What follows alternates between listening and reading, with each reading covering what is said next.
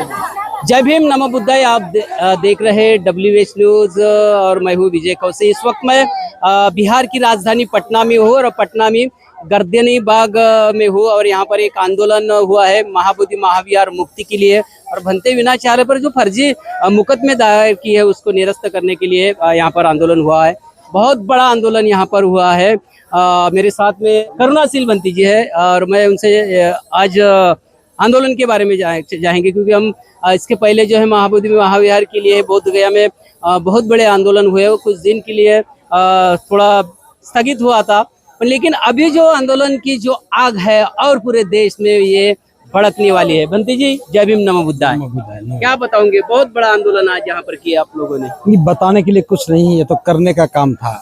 बिल्कुल, वो किया है। वहाँ रहते रहते ये सुनने को बार बार मिलता था कि इस महाबोधि महाविहार के आंदोलन में बिहार के लोग नहीं हैं, खासतौर से बोध गया के लोग नहीं हैं। और वहाँ बैठ कर के हम नहीं समझ पा रहे थे कि बिहार के लोग क्यों नहीं है, बोध गया के लोग क्यों नहीं है। हमें पता तो लग गया था कि वो इसलिए नहीं है कि उनको आने नहीं दिया जाता, उनको महत्व नहीं दिया जाता, उनको जिम्मेदारी नहीं दी जाती। तो ये सारी बातें पता थी, लेकिन हमारे पास समाधान नहीं था। तो वहाँ जब आंदोलन खत्म हो गया, आंदोलन करने वाले अब दौड़ रहे हैं, तो हमने सोचा कि हमें पहला कार्यक्रम पटना में करना चाहिए। बिल्कुल। और ये 7 और 8 जून को ही ये तय हो गया था कि हम जुलाई के महीने में पटना में करेंगे। विधानसभा का जब सत्र होगा तब करेंगे। और ये तथागत की कितनी बड़ी अनुकंपा रही कि हमने विधानसभा सत्र को देखते हुए 23 जुलाई का दिन तय किया। बिल्कुल। और 21 जुलाई को भंते विनाचार्य जेल से बाहर आ गए। तो ये मैं समझता हूँ कि हमारी संवेदनाएं, हमारी भावनाएं इतनी प्रबल थी कि तथागत ने उनको समझा और भंते विनाचार्य को इस आंदोलन में आने के लिए भेज दिया।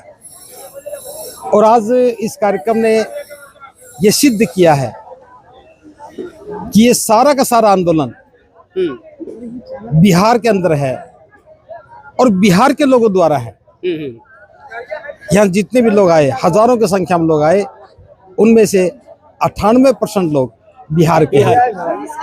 तो ये जो अभी तक झूठ फैला रहे थे कि महाबोधि महाविहार की लड़ाई में, आंदोलन में बिहार शामिल नहीं है, आज हमने इस बात को साबित करके दिखा दिया कि ये आंदोलन बिहार में है, महाबोधि महाविहार का आंदोलन है और बिहार के लोगों द्वारा है। तो मैं साधुवाद ज्ञापित करता हूँ आपके माध्यम से कि बिहार के लोगों को जब मौका मिला तो उन्होंने अपना सामर्थ्य सिद्ध करके दिखाया। और आज की सफलता मैं बिहार के उन तमाम लोगों को दे रहा हूं जो दिन रात मेहनत करके इस कार्यक्रम को सफल बनाने में लगे। खास बात जो ये भी रही है, हमने देखा है कि यहाँ पर कम से कम 4-5 विधायक ने भी यहाँ आकर आज विजिट दी और कहा है कि हम मामला भी उठाएंगे अब सदन में। हाँ, देखिए, 5 विधायकों का आना और मंच पर आकर के समर्थन की घोषणा करना ये सामान्य बात नहीं है। वहाँ 2.5 महीने के आंदोलन में 5 विधायक नहीं आए और यहाँ 5 घंटे के एक ही विधायक थे हमारे सतीश दास जी। यहाँ 5 घंटे के प्रदर्शन में 5 विधायकों का आ जाना बड़ी बात है। तो ये सामान्य बात नहीं है। तो मैं इसके लिए भी उन तमाम विधायकों को साधुवाद ज्ञापित करता हूँ कि उन्होंने इस आंदोलन के महत्व को समझा और अपनी उपस्थिति दर्ज की। बंते जी, आंदोलन का अगला पड़ाव क्या है अभी? देखिए, अभी भंते विनाचार्य जी बाहर आए हैं, अभी हम बैठेंगे, मंथन करेंगे। यदि अगर कुछ कल कर चुके होते तो आज हम घोषणा करते, क्योंकि कल समय ही नहीं मिल पाया और हम वो बात भी नहीं कर पाए। अब हम आराम से बैठेंगे, बुद्धि समन्वय संघ को बिठाएंगे और आगामी योजना बना करके आपको सारा सूचना दे देंगे। एक बहुत बड़ी रणनीति के साथ हम अगला कार्यक्रम, अगला आंदोलन जो रहेगा पूरा भिक्खु संघ के नेतृत्व में रहेगा कि कुछ राजनीतिक लोग हैं इसमें और राजनीतिक लोग अपना लीड करेंगे? देखिए, नेतृत्व तो भिक्खु संघ का रहेगा, इसमें कोई संदेह नहीं है। राजनीतिक लोगों के आने की मनाही भी नहीं होगी, क्योंकि विधानसभा लोकसभा में आवाज तो उन्हीं को उठानी है। जिनको आवाज उठानी है उनको बोलने का मौका देना ही पड़ेगा। हाँ, इसलिए हम राजनीतिकों से प्रेज नहीं करते, लेकिन आंदोलन में राजनीति नहीं होगी, इस बात की हम कोशिश करेंगे। और भी क्या बनते जी, ऐसा लगेगा कि गुट गुट में बटेगा और ये आंदोलन होगा, आकाश लामा अलग भाग रहे और अभी संघ बुद्धि संघ समन्वय संघ बन गया है, तो ऐसे अलग अलग जो आंदोलन अगर चलेंगे तो उसका परिणाम क्या देश के ऊपर में पड़ेगा नहीं? जितनी बार आंदोलन टूटेगा उतनी बार आंदोलन मजबूत खड़ा हो होगा। जाएगा। मजबूत होगा क्योंकि कमजोर लोग टूट के गिर जाते हैं, जो कमजोर होते गिर जाते हैं और मजबूत खड़े रहते हैं। इस आंदोलन की मजबूती के लिए ये होना बहुत जरूरी है।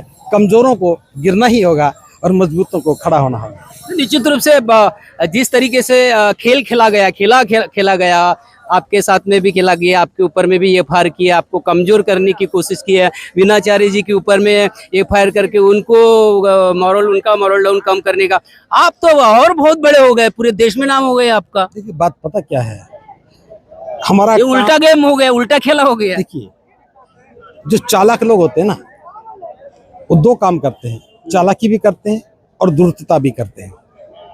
और उन्हें पता नहीं होता, उनकी चालाकी भी दिखती है और धूर्तता भी दिखती है। ये आंदोलन हम अपनी निष्ठा के साथ आंदोलन में गए थे, लेकिन चोरी का आरोप लगा करके, जान से मारने की धमकी का आरोप लगा करके, आंदोलन को तोड़ने के आरोप लगा करके अपने आप को बचाने की जो कोशिश की है, ये बहुत घिनौनी थी।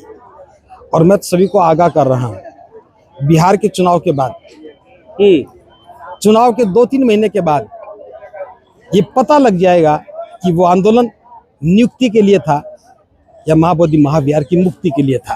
क्या बात, ये अंदर की बात बता रहे हैं आप? अंदर की नहीं, बाहर की बात बता रहा हूं। बाहर की बात है। अंदर की पहले थी। अच्छा, अंदर की पहली थी, अभी बाहर निकल अंदर की पहले थी, बात बाहर की बात है। नियुक्ति की तैयारी थी, आंदोलन धरने का नाम था, 2-2 4-4 लोग बैठाए रखना था। लेकिन जब हम वहां चले गए, हम मुक्ति के लिए काम करने लगे, प्रयास नियुक्ति का था, इसलिए हमें गुनाहगार बनाने के लिए ये सारा प्रयास किया गया। ये सारा प्रयास किया गया। कोई बात नहीं, ये सब चीजें चलती रहती हैं। आंदोलन करेंगे तो ये सब तोहफे तो मिलेंगे। बिल्कुल। तो एफआईआर होने से, आरोप लगने से हम घबराते नहीं हैं। ईमानदारी के साथ और पूर्ण निष्ठा के साथ हम आंदोलन खड़ा करने का काम कर रहे हैं। हम किसी की दया और सहानुभूति के मोहताज नहीं है।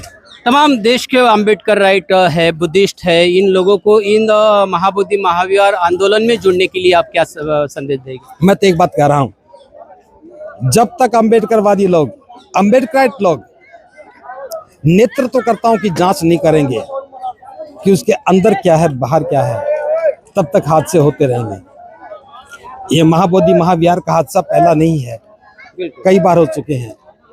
जो बाबा साहब को बाबा साहब नहीं मानते, जो बुद्ध को बुद्ध नहीं मानते, जो दिन रात सिर्फ धन की बात करते हैं, जो संघ को संघ नहीं मानते, भिक्षु का सम्मान नहीं करते, वो महाबोधि महाविहार की प्रबंधन कमेटी में जाकर के सिर्फ नोट बटोरने का काम तो करेंगे, धर्म की स्थापना का उनसे कोई सरोकार नहीं है।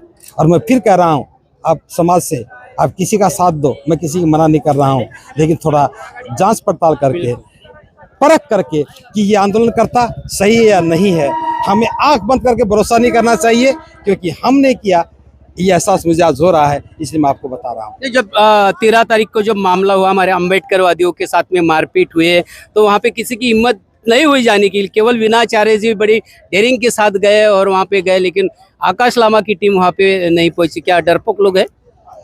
ये प्रश्न तो उसी समय भी आपने पूछा होगा और पूछना भी चाहिए था। देखिए मैं बात पूछ रहा हूँ, जब महाराष्ट्र के लोगों के साथ, खासतौर से भिक्षुणी के साथ महाबोधि महाविहार में मारपीट हुई, तो मुकदमा दर्ज करवाने की जिम्मेदारी किसकी थी? धरना कर रहे लोगों की थी। जब बाहर डुंगेश्वर में उनसे मारपीट हुई, तो इसके लिए भी पैरवी करने की जिम्मेदारी उन्हीं की थी। लेकिन सवाल तो ये था, वो तो जो कर रहे थे बनते वीणाचार्य और मेरे ऊपर झूठा आरोप लगा करके एफआईआर दर्ज करने वाला कैसे महाबोधि महाविहार की मुक्ति करने वाला हो सकता है? हम बहुत भिक्षु थे, आंदोलन को ताकत दे करके आए थे, आंदोलन को ताकत दी थी।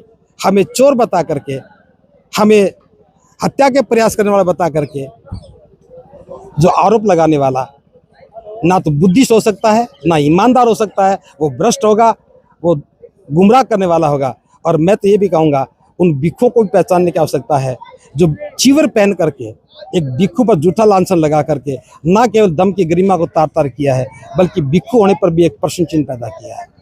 निश्चित रूप से भतीजी ने बहुत सही बात कही है कि ये चीवर का सम्मान होता है, न कि इंसान का, और ये चीवर का सम्मान करना चाहिए था, मगर वो जो है आकाश लामा की टीम, उन्होंने वो सम्मान नहीं किया है।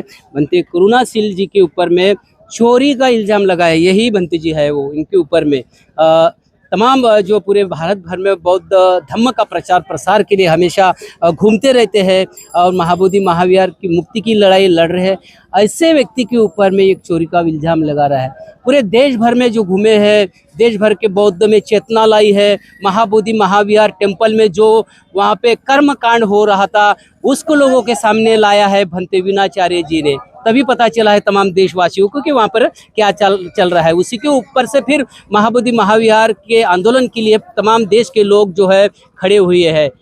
अब आंदोलन बढ़ने लगा है तो विनाचार्य जी को कमजोर करने के लिए उसी पंडाल पर से जो है एक शिकायत लिखी गई है, वो सुशील पाल भंते जी ने उनके खिलाफ में लिखी है और सुनीत पाल जी ने भंते जी के ऊपर में खिलाफ। कितने ही एक गंभीर बात है, तमाम देश के बौद्ध अगर सुनते होंगे।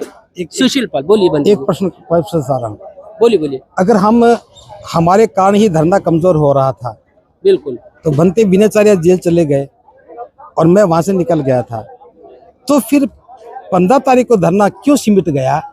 उस तथ्य को उजागर करेंगे तब लोगों को पता लगेगा कि कौन बेईमान था, कौन गुमराह करने वाला था, और वो तथ्य हम उजागर करेंगे, जल्दी उजागर करेंगे कि प्रशासन के साथ समझौता करने वाला कौन था, प्रशासन के साथ पत्र पर हस्ताक्षर करने वाला कौन था। ना तो विनाचार्य था और ना भिक्खु करुणाशील राहुल। उसके सारे एविडेंस आपके पास में है?